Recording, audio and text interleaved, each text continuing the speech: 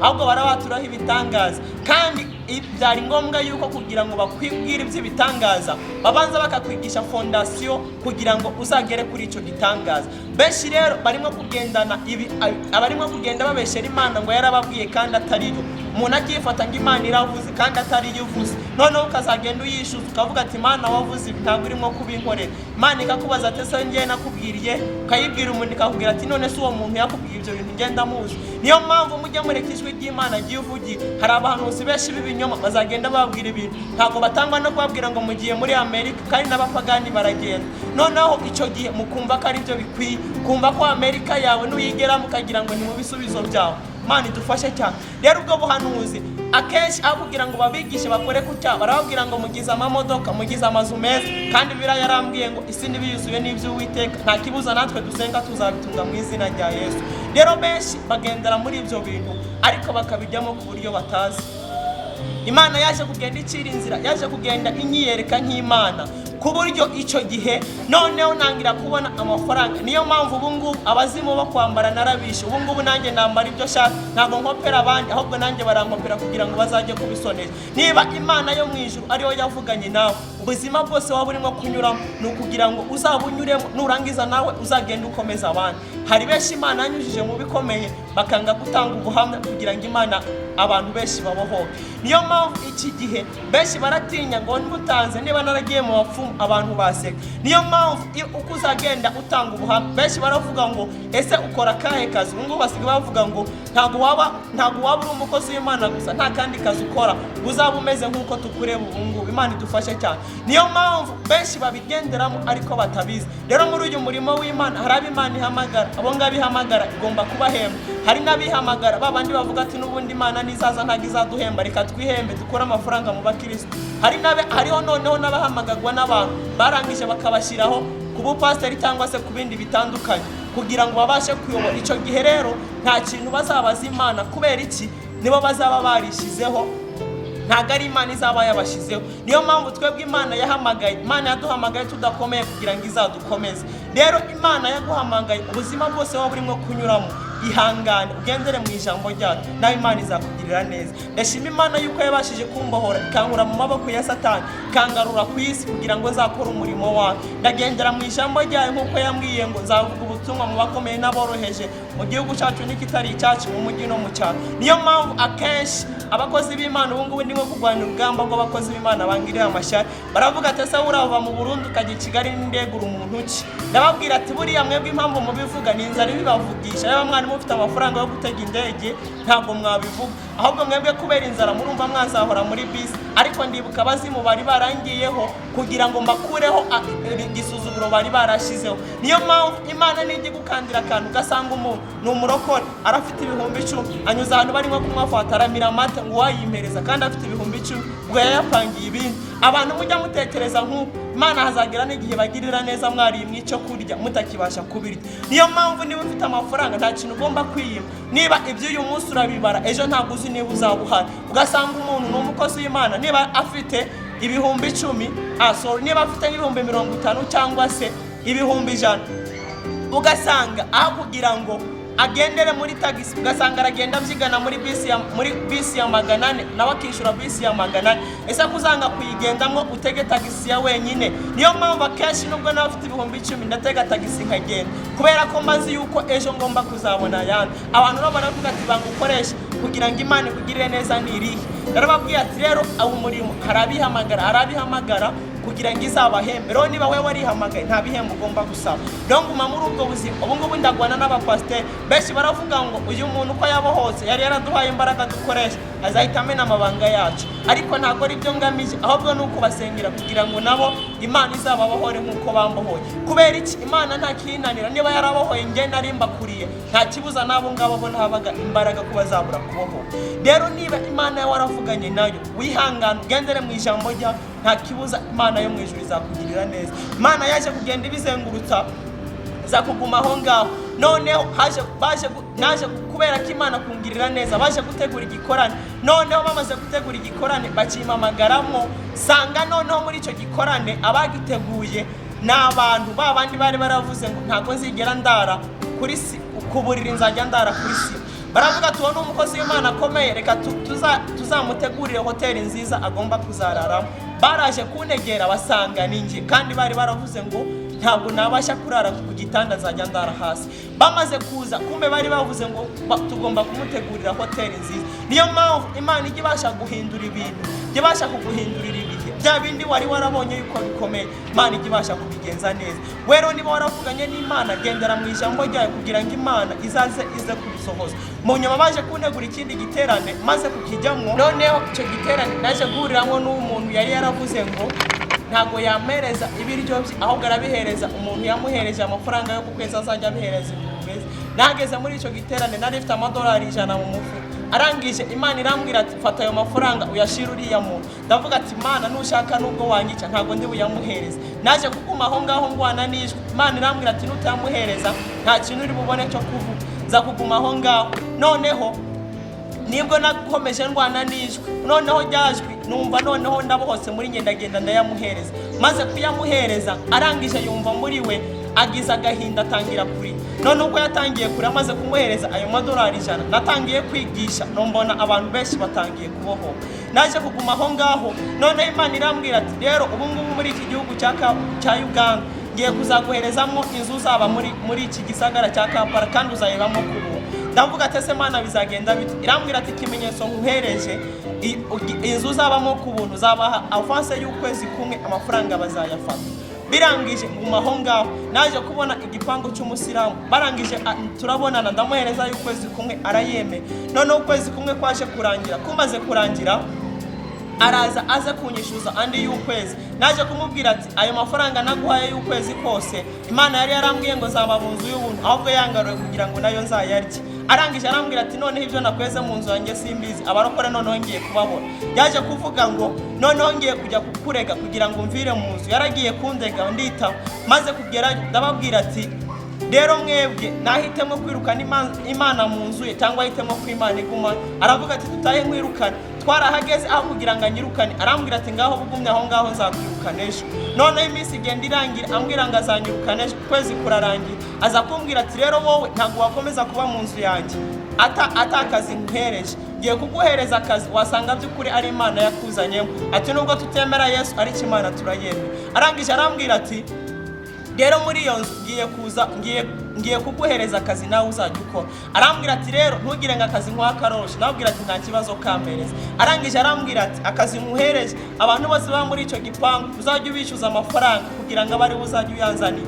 Arangije ya mafaranga bamaze kuyaba nkahita mvanaho 1/10 nkakijyana nkamushyira n'ayadakwiye. Arangije aravuga ati noneho umurokore nazanye mu nzu yanjye ntago nzamukira. Naje kuguma aho ngaho, noneho nkakomeza nyakuraho mushyira ayadakwiye. Ariko Imana yaje kumwereka ko ari Imana, tangira ifungura ibintu mu bana be batangira kubona ubuzima, abari bararangije kwiga batarabona akazi. None Imana igenda ibigenza neza, nawe atangira kubona ibintu bye bigenda neza. Arangije aravuga ati iyo Mana wakurikiye nanjye ngiye kuba mu basiramu kugira ngo nzaze ngikurikiye. Niyo mpamvu akenshi ahantu hose muba muzajya muvuga Imana, muvuye gukomera kwayo kugira ngo dukomeza. Nge ntago naba inshuti n'umuntu atagira ubuhamya kugira ngo tuzakomezane. Ntago wabwira ngo wakuze ujya amafiriti n'ibiki, ntago urarwara Imana gukize ngo tuzabe inshuti. Ntago twakomezanya mu rugendo rujya mu ijuru. Icyo gihe naje kuguma muri ubwo buzima. None Imana igenda ifungura amarembo, tugenda tujya mu biterane bitandukanye. Hari igihugu twaje kujyamo mu giterane, ndangije ndigisha, noneho umukobwa umwe w'umwarabu aza kwakira Yesu nk'umwami n'umukiza. Abiwabo barangije baza bazanye inkota, baravuga ati umuntu yakirije umwana wigishije umwana wacu kakira Yesu nk'umwami n'umukiza ni muntu ki? Barambaza ese niwe wamwigishije? Ndababwira ngo ntago ari nge wamwigishije. Mpamvu navuze ko atari nge wamwigisha, atari nge wamuhindura, ni ukubera ko kwigisha ari ukwacu ariko guhindura ni ukw'Imana. Noneho naje kuguma aho ngaho, noneho narinde baba bafite inkota. Noneho nabwira abasore narinde kumwe nabo b'abanyamurenge kugira ngo batangire kuramya Imana. Baratangiye baramya Imana, noneho nanjye ndasenga ntangira kwibutsa Imana. Buriya nujya ugera ahantu mu bintu bikomeye uzajya usenga isengesho ryo kwibutsa Imana. Noneho muri nge numva nyine byanga byakunda barantera iyo nkota. Ndangije ndasenga Imana, ndayibwira ati ese Mana ibyo siwe wavuganye nanjye? Irambwira ngo yego. Ntabwo wambwiye kuzankorera ubukwe? Yego. None ko bagiye kuntera inkota nzabukora ndikuzimu? Irambwira ati ndirahiye noneho ndagutabara. Komeza senga Imana. B'abanyamurenge baramya Imana barayihamagara. Babandi bazamura inkota bagiye kuzintera, barangije amaboko yabo yanga kumanuka. dukomeza turasenga, baravuga ngo muduteye ibiki, ndababwira ati nimutavuga Yesu ntabwo muri bumanura amaboko. Barangije baramuvuga, amaboko yabo aramanuka. Niyo mpamvu hejuru y'imbaraga z'ibintu byose hari imbaraga z'Imana. Amaboko amaze kumanuka, bakira Yesu nk'umwami n'umukiza, baramwemera. Bamaze kumwemera baravuga ati tugiye gutegura ikindi giterane, uzagaruka kugira ngo mu bacu baboshe benshi bazabohoke. Naje kuguma aho ngaho njya mu biterane bitandukanye. Ndashima Imana yuko hari abantu benshi igenda ibohora, hari abantu benshi igenda yakiriza agakiza. Ni ukuvuga ngo muri icyo gihe abantu benshi niba warabohose, hari umuntu ashobora kugusengera atari yabohoka. Kiriya gihe ntago akubohoza, ahubwo nawe arakuboha cyane. Kubera iki? Mbere yo kugira ngo urusengere abandi babohoke, nawe ubanza kubohoka. Ubwo icyo gihe naje kuguma aho ngaho, nkomeza senga Imana, genda nkora ibiterane bitandukanye mu bihugu bitandukanye. Niyo mpamvu nawe niba uri umukozi w'Imana yaraguhamagaye, gendera mu ijambo ryayo. Niba abakozi b'Imana nabo bavuga ngo barashaka kundwanya mu butumwa cyangwa se bangirira ishyari, nababwira ati mukomeze cyane, kubera ko dufite Imana ihambaye. Ariko icyo nabasaba nuko mwahindukirira Imana. Nuhindukirira Imana ntabwo izigera igukoza isoni. Rero ubwo icyo gihe nahuye na byinshi, ariko naje kumenya yuko ari Imana yabishakaga, byose wari umugambi w'Imana. Mwene data wumvishe ubu buhamya, ibintu byose waba urimo kunyuramo, wibabara nuko ubinyuramo, ahubwo hitamo kugira ngo wige. Buriya buri musirikare wese baza kumwambika amapete kubera bitewe n'ikintu yanyuzemo, ariko abarokore barashaka amapete batabanje kunyura mu bikomeye. Nkunda kubabaza, ese ari igiti cyamwe n'igiti gitamwe, ni ikihe giti gihura n'imijugujugu myinshi? Bajya bakunda kumbwira ngo ni igiti cyamwe. Rero nawe niba uri umurokore wamye imbuto nziza, warakurikiye Imana, ihangane uhure n'ibyo bigeragezo byose, ariko Imana ibizaza ikabishyira ku iherezo. Rero mureke tujye twegera Imana yacu kugira ngo ibintu byose izaza ibigenze neza. Kuba urimo kunyura mu bikomeye ntabwo ari ikibazo, kuba waranzwe n'imiryango ntabwo ari ikibazo, ahubwo ugombe kumenya ngo wiringire Imana yawe, niyo yabikunyujijemo, niyo ugomba no kuzabikora. Rero muri iki gihe turimo, navuze ngo mureke dusenge ibihe bibi bitari byaza, kugira ngo bizajye bisanga twambaye izindi mbaraga z'Imana. Rero abantu bafashe umwanya wose wumviriza ubu buhamya, benshi babukurikirana kuri chaîne zitandukanye, abandi ku mateleviziyo atandukanye, ariko uyu munsi naho byabaye ngombwa ko mubikurikirana nanone kuri iyi chaîne. Rero Imana ibahereza umugisha, tuzakomeza duhura mu nyigisho zitandukanye no mu biganiro bitandukanye. Ntabwo zigira ndeka kubakomeza kugira ngo tujye dukomezanya mu rugendo rujya mu ijuru. Ariko mbere yuko ndangiza, reka tubanze dusome ijambo rito cyane riba muri Zaburi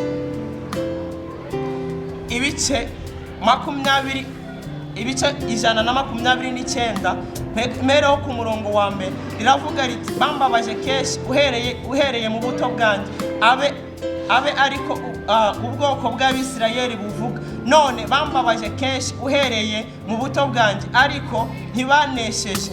Abahinzi bahinze ku mugongo wanjye, bahaciye impamvu ndende. Uwiteka n'umukiranutsi yaciye ingoyi abanyabyaha bashizeho. Imana ishimwe cyane. Bivuze ngo baturwanyije kenshi, batunyujije mu bikomeye, ariko Imana yabanye natwe, ntabwo babashije gutsinda, kubera ko hejuru y'imbaraga z'abadayimoni n'ibintu byose hari imbaraga z'Imana. Rero buri muntu wese hari ibintu nabahereza kugira ngo musome iyo mirongo, muze kubona abantu twakorana nabo, twarabakorana nkaho bakorana n'abadayimoni ariko bo batabizi, kandi n'amatorero menshi agiye atandukanye. Iyo mirongo muri buyisome kugira ngo dukoreshe umwanya neza. Ndashaka yuko muza kuyisomera iyo mirongo iri muri Bibiliya.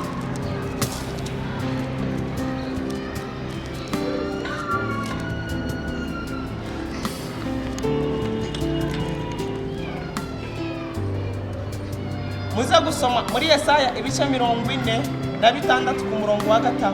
Nimurangiza musome no muri Matayo 12 ku murongo waho wa mbere. Nimurangiza musome Matayo 15 ku murongo wa 7. Musome Abagalatiya 6 ku murongo waho wa 11. Musome Gutegeka kwa 2 ibice 5 ku murongo waho wa 7. Aho ngaho muzagenda mubona amatorero menshi agenda akorana n'izindi mbaraga kandi bo mu buryo batabizi. Rero niba warahisemo agakiza, uhisemo kuguma ahantu hamwe kugira ngo Imana izabona aho igusanga, benshi baragenda biruka ngo barashaka babahanurira cyangwa se ngo babavugeho, ahubwo genda ukurikiye Imana kugira ngo Imana izabikore kugira ngo yiyubahishe. Rero mwakoze gufata uyu mwanya, reka dusenge nanone ubugira kandi gushima Imana yabashije kubana natwe. Databuja uri Imana ihambaye, uri Imana igira neza, yaravuze neza, uri nyamutegeka abadayimoni uko ubishatse batinda ukabakata amajosi, uri Imana irambura ukuboko ntihagira uguhina. Databuja akira amashimwe n'icyubahiro, wabanye natwe muri byose. Databuja ubu buhamya bwawe buzakubohora abantu benshi, imitima ya benshi ize kubohoka kubw'ubu buhamya. Databuja benshi bagaruye mu gakiza, hari intama zari zarazimiye, hari benshi bari barakurikiye iby'isi, ariko wongere ubagaruye mu gakiza kawe, nurangiza ubakomeze kugira ngo nabo bazatahe ahera hahera. Papa turakwinginze ngwino Databuja, twebwe dukomeze ducishwe bugufi, abarawusigwa hejuru. Databuja ijambo ryawe ryarambwiye ngo abazishyira hejuru uzabacisha bugufi, abazicisha bugufi uzabashyira hejuru. Amashimwe n'icyubahiro ni icyawe, ni ibyawe. Ndagushimiye Mwami Imana aho ngejeje ukora. Databuja komeza ubane nanjye, ugusabye nizeye mu izina ryawe ryera, amen. Rero abantu muri katike baze gusoma indirimbo ya 93 iravuga ngo umunsi mwiza nibuka ni umunsi nemereho Yesu Kristo. Iyo ndirimbo ndayikunda cyane, irafasha nawe ujye wibuka umunsi wamwemereyeho kugira ngo bigusubizemo imbaraga. Ibyo wanyuzemo nta kintu bitwaye, ariko ujye wumva yuko wizigire Uwiteka Imana. Benshi bizigira abantu ariko barangije bakabahemukira. Niyo mpamvu niwiringira Uwiteka Imana azakubera umwizigiro. Numwereka yuko afite intege nkeya azakwereka kare afite intege nkeya. Numufata nk'umunyembaraga azakubera umunyembaraga. Rero mu bintu byose murimo kunyuramo mwihangane. Ikindi nabifuriza muzagire Noheli nziza, muzarangize umwaka amahoro, n'undi muzawurangiza amahoro. Byose hamwe mukomere ku Mwami wacu Yesu Kristo azatugirira neza. Ijambo twatangireho ryatubwiye ibyago n'amakuba by'umukiranutsi ni byinshi, ngari Uwiteka Imana mukiza muri byose. Ndashima Imana yuko nanjye yankijije muri byose, byanyujijemo byose yabanye naje. Amashimwe n'icyubahiro n'ibyo Uwiteka Imana. Rero icyo gihe abantu bashobora kuvuga ngo barankeneye, ari abankeneye kuri guhamagara cyangwa se kuri WhatsApp. Kuri WhatsApp nimero nkoresha, ndakoresha guteranya 61 450 38 36 reka subiremo iyo kuri WhatsApp ni uguteranya 61 450 38 36 none yo guhamagara ni uguteranya 257 6 0 2 8 reka nyisubiremo, reka nyivuge ntashizeho guteranya. Iyo guhamagara ni 62 0 2 6 hari benshi nujya ushaka ikintu kugufasha, niba ari ukugusengera. Hari umunsi njya mbikora ni kuwa gatatu, ntago ari iminsi yose. Kuwa gatatu niho twirirwa dusengera abarwaye no kugira ngo abantu benshi babohoke. Imana ishimwe gikomeje kubohora ubwoko bwayo. Benshi barashinga inaye bavuga yuko ari abari barwaye Imana yabakoreye igitangaza, ariko abantu bangirije bakambaza ese we Imana igukoresha ite kugira ngo igukorere ibintu nk'ibyo? Kandi ubwo baba bitwa nabo ngo nabakozi b'Imana. Barambashije akazi n'abankora, icyatuma Imana inkorera ibyo ngibyo. Narababwiye ngo njye nta kandi kazi mfite uretse kunezeza Imana gusa. Niyo mpamvu iyo tunezeza Imana itugirira neza. Njye nahisemo kuyinezeza kugira ngo nayo izajye impuza n'abandi bantu. Noneho hari ijambo riba mu mubwiriza ari wo musiguzi mu Kirundi, ibice 2 ku murongo wa 26 riravuga neza riti kuko ngunezeza Imana imuha ubwenge n'umunezero no kumenya, ngari ku munyabyaha ngimuhereza umuruho kugira ngo arunde abone ibyo guhereza abanezeza Imana. Niyo mpamvu ngiyo senga nkanezeza Imana, ndayinezeza yaba ari umunyabyaha yaba ari ugusenga, igomba kumuza nabo. Kubera iki? Abanyabyaha bo bakora kugira ngo barunde bazabone ibyo guhereza abanezeza Imana. Rero mureke tujye tunezeza Imana kugira ngo Imana yo mu ijuru ibashe kutugirira neza.